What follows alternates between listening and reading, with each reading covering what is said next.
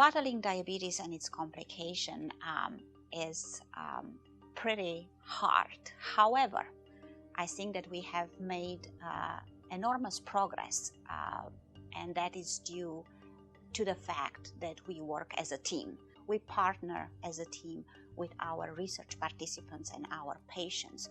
Without their direct involvement in clinical studies, in clinical research, our fight against diabetes wouldn't have been so successful.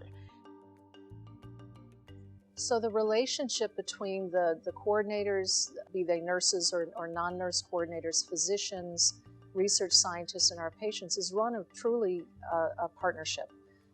We all bring different things, but I think an equal weight of things to the table. We could not do it without each other. We support each other. We very much share in a common goal. My experience here at the University of Michigan in the patient-doctor relationship is, first of all, it's very, very professional, but it's also very personal.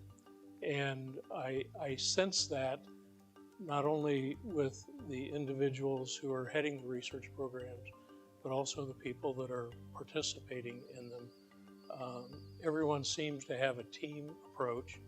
Everybody wants to be, so to say, on their best behavior as it relates to performance within the team, both on a professional and also on a patient basis.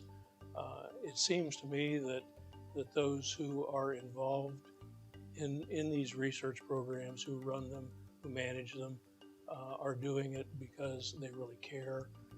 They have a deep personal feeling toward the patients, and they know that their lives are very much depending on, in some respects, how the outcome of these programs are